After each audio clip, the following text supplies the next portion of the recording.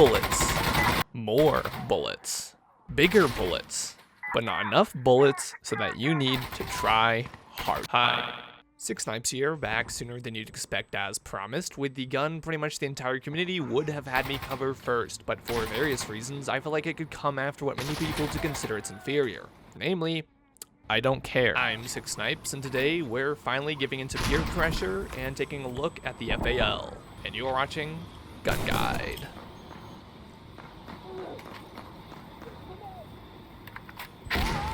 The FAL, or else the Fusil Automatique Léger, French for light automatic rifle, better than Gun 3 I guess, is manufactured by legendary industry name FN Herstel, fathers in many ways to the modern firearms since their work on this and many other weapons post-World War II, and creators of many hit classics like the SCAR, P90, and the FAL itself, which despite having very different dates of inception can still be found to this day in the same modern warfare lobby.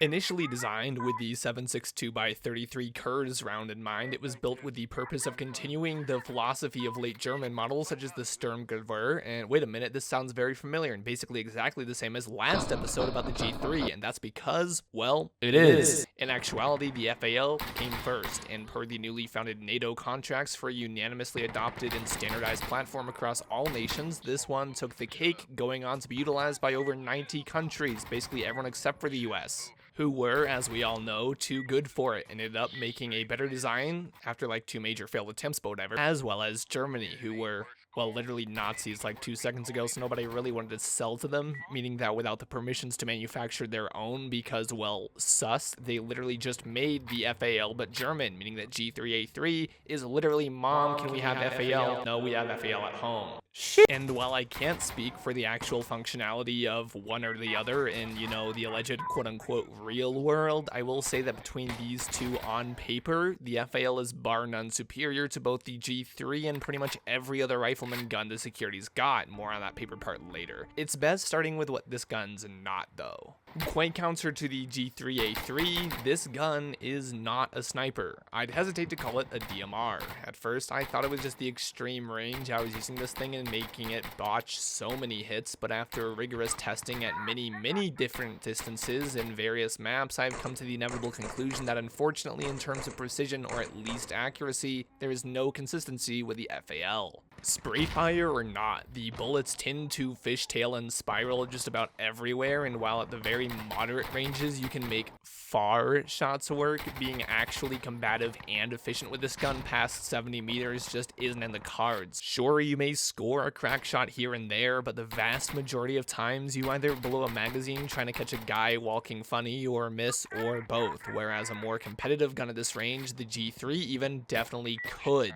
There is also the matter that even in domination, the FAL can't run with extended quote-unquote sniper range scopes that are the 3 to 6 variables and 7x selections, meaning that despite the heavy damage it might sport in the normally very efficient caliber, unlike what you'd see with this piece in real life, there's really not an ability to use this for which my channel gets its name. So we already know this one's gonna be a real hit. Speaking of caliber, you'll often hear me make the blanket statement that all 308 at the very least one-shots to the body without armor. This was, however, not always the case. Only checking recently did I see that the G3, being considered before a weaker pick, seemed to get a nice little damage boost since I checked the nerd pages on Reddit last, I don't know, December. Unfortunately, as is not the case here, the words buff and FAL basically don't get used in the same sentence because as long as I've played this game, it's considered at the very least good and normally broke. So it's a safe bet it didn't get that buff. As a matter of fact, the damage probably went down a little, and I'm vaguely certain it wasn't always this scattered and spread either. Bruh. Point is, one tapping to the body is nice, but it happened far less than you'd expect and definitely uncommon in direct comparison to the G3. Mind you, if I filmed much of the footage on both the same day, I should know. Consultation and comparison in the latter sessions do in fact confirm I'm not crazy, this gun just doesn't hit as hard anymore. Not as hard isn't a huge statement, mind you, given that less damage than the G3 is like falling from less than 20 stories, like that shit's still gonna hurt cheap. But regardless, you might just find 2-tapping becoming more unreliable than usual sometimes. Aside from the obvious error that a rifleman gun can't act like an anti-material rifle, this gun sufficiently fills roles in a lot of situations. Decent overwatch, great utility, with the rate of fire,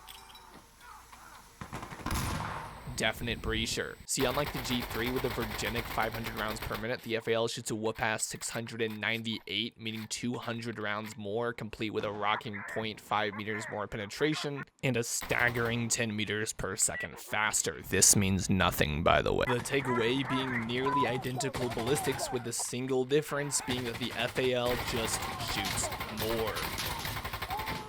Back in the day with the OG stats, this meant that the FAL completely overshadowed the G3, and basically every other gun and every high-level player knew that this, more than anything else, was in fact the one to have, simply because of the obscene time to kill inherent to its caliber. But with improvised changes made, how does it stack up to other guns now? Simple. It doesn't. The problem is that with a very prominent notoriety as the best gun, even in relatively small games like Sandstorm with active development, that title is very difficult to hold on to for more than 1 or 2 updates, unless of course you're this piece of shit. So it goes to reason that over the course of several updates, the FAL went up in cost to 4 credits. When that wasn't enough, go figure, it got a slight reduction in shot performance, and eventually and most recently another cost upgrade to 5, on top of, and most notably, the nail on the coffin here, removing the extended magazine from PvP.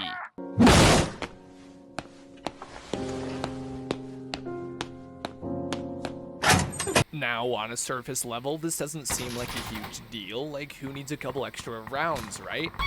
Well, wrong, because unlike every other rifleman option on the Insurgency side, the FAL carries 20 rounds base at what is effectively 700 rounds per minute, which means in roughly 1.7 seconds, your ass is straight out of bullets. Burst fire alone is very hard to control at speeds such as this, and while guns like the M4 get away with it with far less recoil and more ammo, the same can't be said for something that has no option for mitigating it any longer.